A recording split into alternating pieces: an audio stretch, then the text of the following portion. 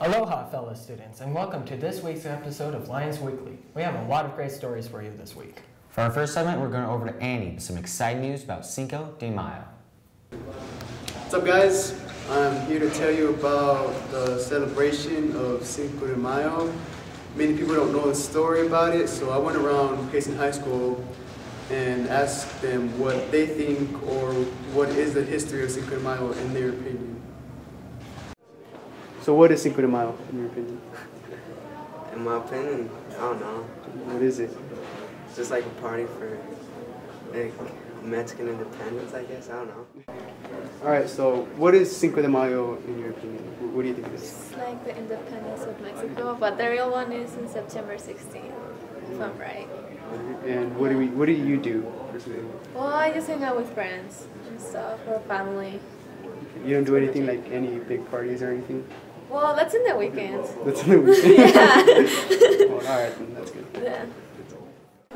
So what is Cinco de Mayo? Cinco de Mayo commemorates a battle that the Mexican rebels, I guess, fought against the French.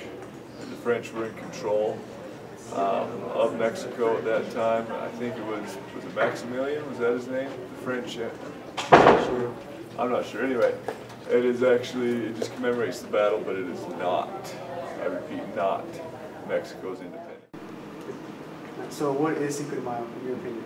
The 5th of May. The 5th of May. Do you know what happened in Cinco de Mayo? I don't know. Just a Mexican party, I guess. Just a random day. Just a party. Just a day. It's like, it's May 5th, let's party.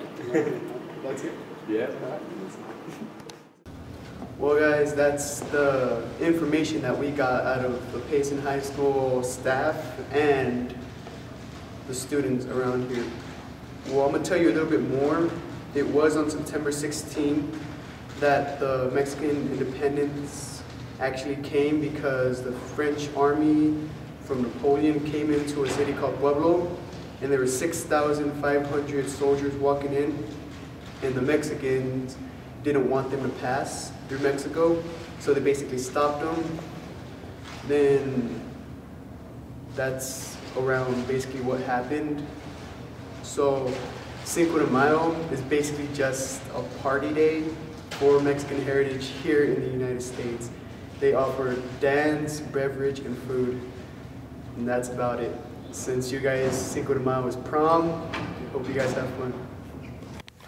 All of a sudden, I feel like a burrito and a hard-shell taco. Well, in this next segment, we go to Austin for some very helpful tips on how to get a summer job. Hey Payson, hi. Summer is coming up and most of you are probably wondering how you're going to earn some money. Yeah, so we've prepared a great list of tips to help you guys get a job this summer because we figured a lot of you were looking but not really sure what to do. The first thing you should do is start looking now. That means asking around and filling out job applications and getting the word out. Yeah, and if you had a seasonal job last year, make sure that you reapply. You're much more likely to get a job if you've already had experience doing it. Always remember to be professional. That includes your dress and your appearance, and don't forget about your behavior. Yeah, speaking of dress and appearance, it's always a good idea to dress one step above what you'll be wearing when you're working, when you're interviewing. That means if you're normally going to be wearing like a polo or something, wear a nice dress-up shirt. If you're normally going to be wearing a nice dress-up shirt, wear a suit. If you're normally going to be wearing a suit, wear an extra nice suit. Okay, and speaking of interviews, that's the most vital part of getting a job. That's when they decide whether they're going to hire you or not. So make sure you're prepared and maybe do some practice interviews. In the interview, make sure to show energy and confidence. Answer every question boldly and honestly, even if you think you're just making stuff up as you go.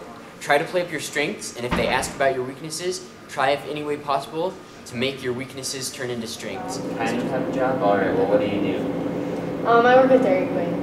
I make ice cream. I work on my grandpa's ranch. I ride some Palm Beach. Awesome. So you, I'm kind of guessing it's just who you know and Yes. just relations that way. How did you get a job? Well, I had to go in and get an application, fill it out, take it in, and then I had to get interviewed. And How was the interview?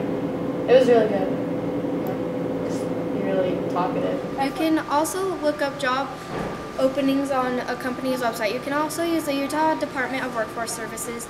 On that website you can look up the company's by industry, by location, and by size. When applying for a job, make sure you have a resume. Build your resume and make sure to include a couple good references and make sure to include a lot of things that are relevant to the job you're applying for now. A lot of you don't have enough confidence. You guys need to brag about the skills you have instead of being nervous. Be positive, and there you have it, Payson. Now get started on that job you want. And back to you guys in the studio. Thanks, guys. Looks like it's time to get some money. Now we're going over to our sports package. Let's head over to Nick and Tyler for the details. The soccer team played against North Sanpete on Friday. We had picked up another win with a score of 2-1. Winning this game now puts us in a 3-way tie for first place in region. The state tournament starts today, and the Lions will play Bear River at home at 4 o'clock. Wish the team good luck. Baseball played Carbon on Thursday. They won 8-6. With the win, they at least get a second place finish in region. They lost to Spanish Fork Tuesday with a score of 4-1.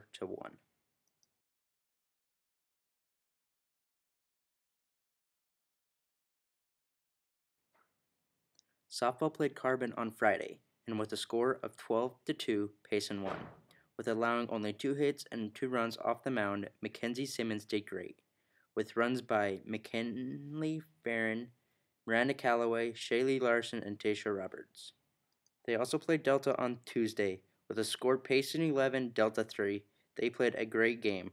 Their next game is against North Sanpete tomorrow at 3:30. Come and support them.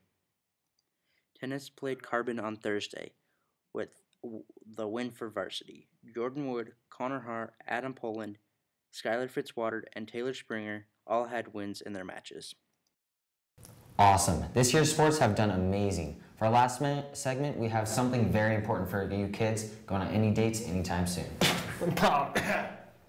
Are you okay? Yeah. Well, anyways, it's time to teach you some manners. Let's go to Will. As you all know, prom is this Saturday. Me and Will are going to show you some good examples and some not so good examples of what you should do at prom. Alright, rule number 1. Always have something to talk about at dinner. So, your grandma's still alive? She actually passed away yesterday.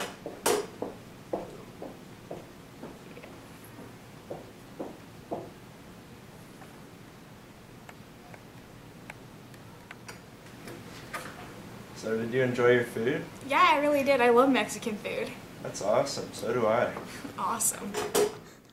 Rule number 2 is ladies first, whether you're opening the door or having a seat.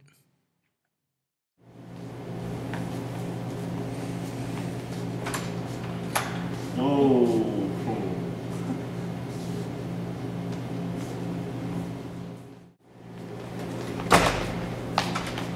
Thank you. Such a gentleman.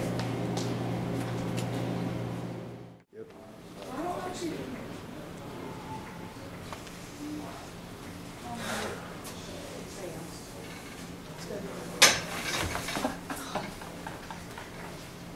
So dumb.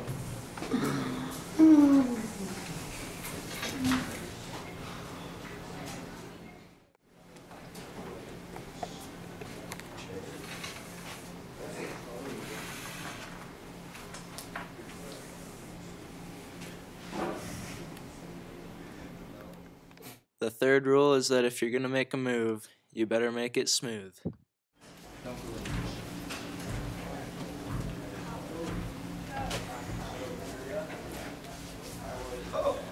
Oh. What are you doing? I thought there was a bug on your I didn't see it. yeah, I think I got it though. See, high five. So, the other day, caught a fish, and it was about this big. But then, I waited a day and looked at it again, and it was about this big. Aw, that was so cute. Rule number 4, compliment your date in a good way.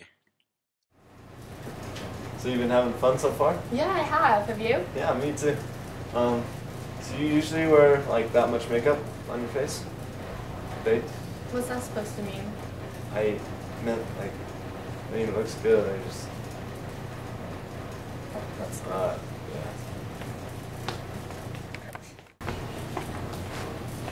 Hey, how's it going? Pretty good. How about you? I'm good. You look really pretty tonight. Oh, thank you.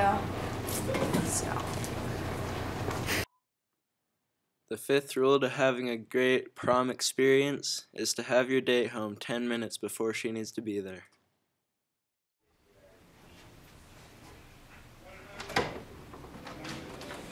Now we're getting inside. Come on here. Let's go. Not again.